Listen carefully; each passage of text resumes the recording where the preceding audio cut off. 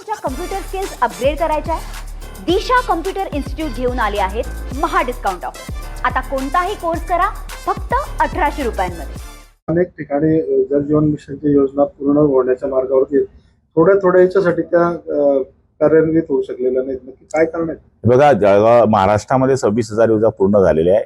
8,000च्या आसपास योजना ह्या 75 ते 99च्या दरम्यान आहे। 8,000च्या आसपास योजना ह्या 75 ते 50 ते 75च्या दरम्यान आहे। याच्याकरता जो निधी यायचा होता तो निधी न आल्यामुळे काही प्रमाणामध्ये आमची कामं थांबलेली आहे। राज्याने जवळपास आम्हाला 4,800 कोटी रुपये दिले स्वनिधीतून। म्हणजे राज्याने आम्हाला पैसे दिले नाही असं म्हणता येणार नाही, राज्याने आम्हाला पैसे दिले, पण केंद्राचे जे पैसे यायचे होते ते पैसे येऊ शकले नाही। फक्त 12 कोटी रुपये केंद्राकडून मिळालेले आहे। त्यामुळे जर आम्हाला याच काळामध्ये जो पिरियड काम करण्याचा होता 3-4 महिने, तर कमीत कमी 16,000 योजना आमच्या पूर्ण होऊ शकल्या असत्या। आपल्यावर पाणी पुरवठा मंत्री आहेत आणि तरी पूर्ण होऊ शकले, विरोधकांना एक संधी मिळते। हे बघा, ही स्थिती आपल्या राज्यापुरती नाही आहे। केंद्रामध्ये पूर्ण राज्यांमध्ये ही स्थिती आहे। पूर्ण राज्यांमध्ये पैसे अजून केंद्राकडून प्राप्त झालेले नाहीये। त्यांनी कॅबिनेटमध्ये सुद्धा परवा सांगितलं की आपण केंद्राशी बोलूया, आणि मला तरी खात्री आहे की येत्या 2-4-8 दिवसामध्ये काही पैसे मिळाले तर आमच्याकडे अजूनही 1.5 महिन्याची संधी आहे। त्याच्यामध्ये आम्ही काही योजना पूर्ण करू शकतो। किती अपेक्षित लागतात आपल्याला केंद्रात? तसे तर बरेच पैसे लागणार आहेत, पण सध्या या योजनांकरता 5-6 हजार कोटी जरी मिळाले तरी आम्ही पुढची कामं करू शकतो। निधी नसल्यामुळे अनेक योजनांची ही कामं ही रखडलीत सध्या। मी तेच म्हणतोय की निधी आतापर्यंत आम्हाला मिळाला, पण यावेळेसच आमचा निधी मिळालेला नाहीये। राज्याचा मिळाला पण केंद्राचा थांबलाय। पाणी कपातीचं काही नियोजन आहे राज्यभरामध्ये? सध्या पाण्याचा दुर्भिक्ष आहे, पुढे पाऊस कमी। आम्ही तर पूर्वीच सांगितलं की पाणी जपून वापरा। जिथे ज्या गावात तुम्ही 1 दिवसात पाणी देताय, ग्रामपंचायतवाले त्यांनी 2 दिवसात द्या, जिथे 2 दिवसात देतात ते 3 दिवसात द्या।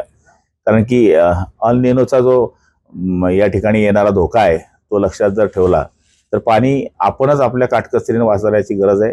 धरणांवरची जी अनधिकृत मोटर्स बसवले असतील ते बाहेर काढा।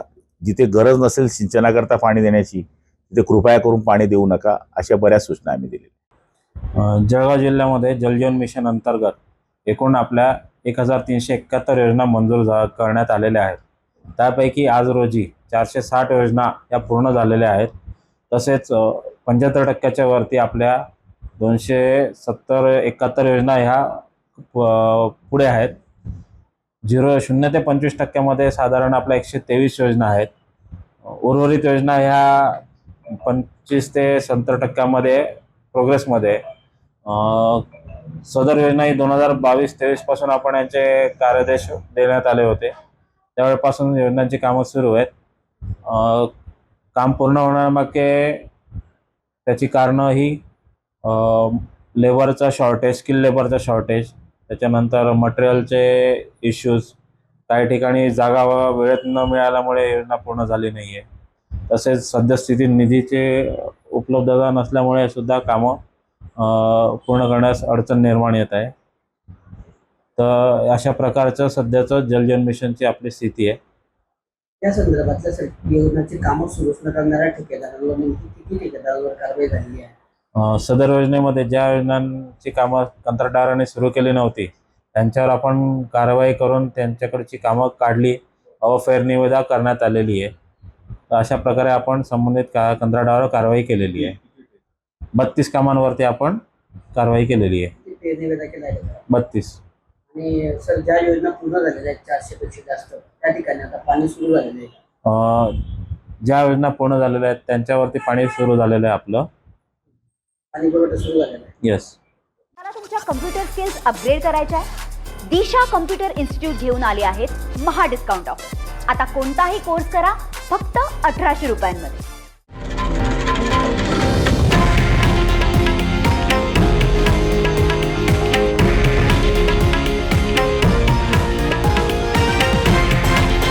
हे आहे देशातील नंबर 1 न्यूज नेटवर्क आणि आपण पाहत आहात TV9 मराठी, एकमेव।